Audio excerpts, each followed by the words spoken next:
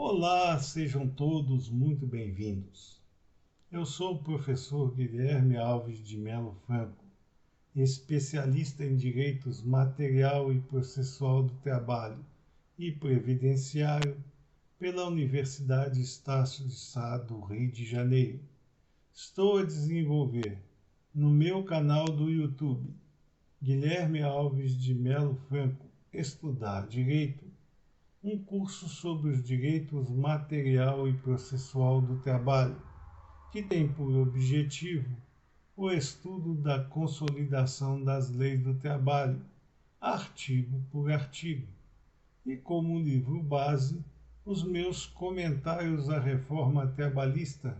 Lei 13.467, de 13 de julho de 2017,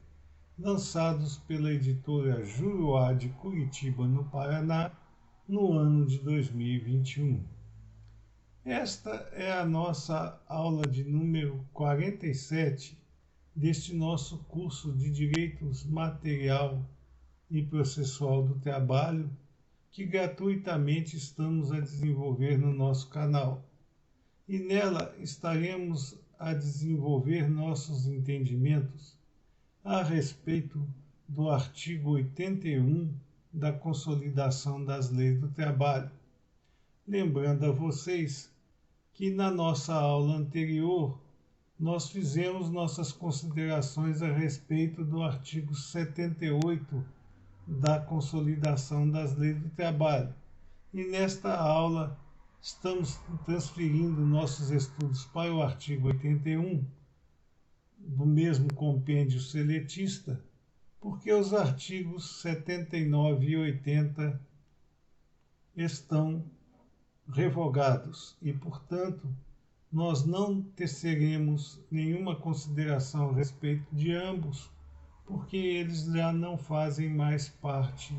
do ambiente juslaboral brasileiro. O artigo 81 da Consolidação das Leis do Trabalho, ele continua ao regramento seletista a respeito do salário mínimo. Nesta feita, o texto seletista nos apresenta uma fórmula para a apreciação e manutenção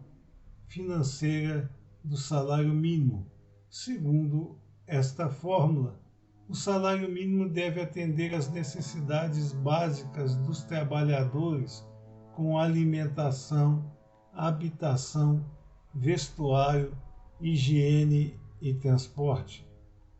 Como vimos em aulas anteriores, estas necessidades básicas do trabalhador, que estão inclusive previstas na Constituição da República Federativa do Brasil, como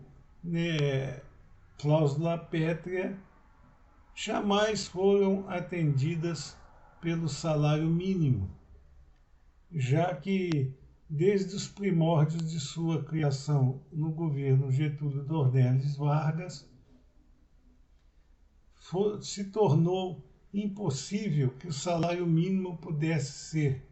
financeiramente suficiente para arcar com todas estas necessidades dos trabalhadores, pois necessitaríamos de um valor financeiro extremamente alto e incompatível com as realidades empresariais brasileiras para que se mantivessem abarcadas todas essas necessidades dos trabalhadores, o que tornaria inviável a participação empresarial no solo brasileiro. Para que nós tivéssemos, portanto, um salário mínimo que atendesse a todas essas benesses, que foi um dos principais motivos de sua criação, não teríamos condições de manter abertas as empresas em atividades e empreendimentos empresariais num país que visita de forma natural e perene aos ambientes terceiro-mundistas e que jamais nós teremos condição, a nosso sentir, de vê-lo sair destas condições ao ponto de poder destinar aos nossos trabalhadores, que são merecedores, com toda certeza, de maiores e melhores condições financeiras pela força trabalhista destinada a seus empregadores, porque desde os tempos primeiros de nossa vida escolar, e acho que muitos de nós, até para não dizer que todos nós, ouvimos sempre a frase de que o Brasil é um país em desenvolvimento e, portanto, as condições entre o capital e o trabalho estariam sempre sendo protegidas de forma mais forte e mais justa, e que essa condição nunca nos foi destinada. O Brasil continua por anos e anos atrelado ao hemisfério terceiro-mundista e, infelizmente, nossas expectativas para que isso deixe de acontecer são bastante remotas. Talvez a geração dos nossos bisnetos possa ter o início dessa caminhada mais próspera em termos de Brasil. Mas ainda assim acreditamos ser bastante difícil que isso venha a ser implementado. Portanto, o salário mínimo apresenta no artigo 81 da Consolidação das Leis do Trabalho mais uma grande utopia, como já o dissemos. Com relação ao quesito alimentação,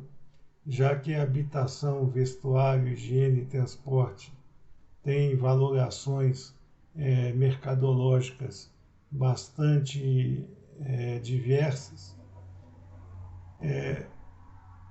a alimentação ela consta especificamente dos quadros do Ministério do Trabalho e Previdência relativas à valoração destas parcelas componentes do salário mínimo. Se a alimentação for preparada pelo empregador e distribuída pelo mesmo de forma direta a seus empregados, a valoração máxima que se pode pretender a respeito deste benefício será de 25% sobre o salário mínimo praticado pelo governo federal à época desta valoração. É preciso informar que esse percentual de 25% sobre o salário mínimo ele somente poderá ser aplicado ao relacionamento empregatício se o empregador fornecer a alimentação de forma integral aos seus empregados, ou seja, se essa alimentação se compuser de café da manhã, almoço, lanche e jantar, o que hoje, pelas limitações legais à jornada de trabalho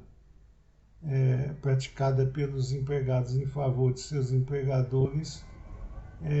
torna-se bastante difícil que o empregado se agite em período tão longo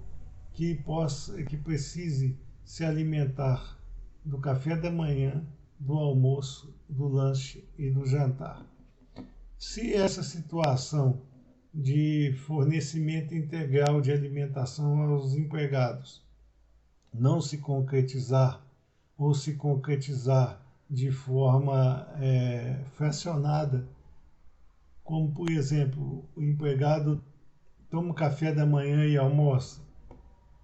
o empregado tem o café da manhã, o almoço e o lanche, o empregado tem o lanche da tarde e o jantar, Portanto, se essa destinação de alimentação ao empregado for parcial, a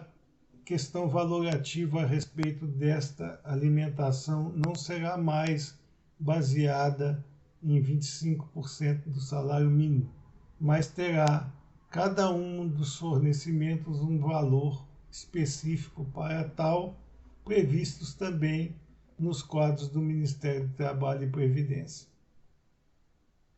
A mesma situação ocorre se o empregador não preparar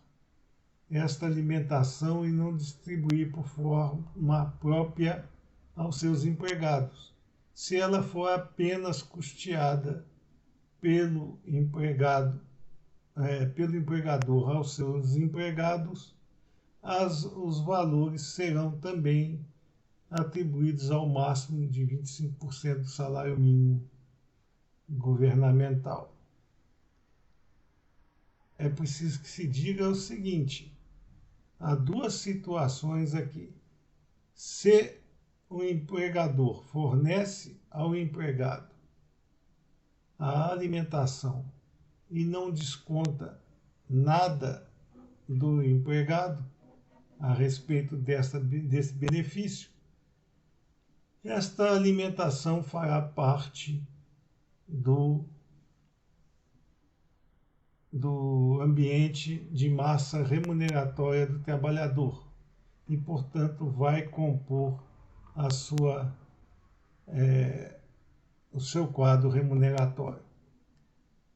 Se houver qualquer tipo de desconto, ainda que simbólico, desta alimentação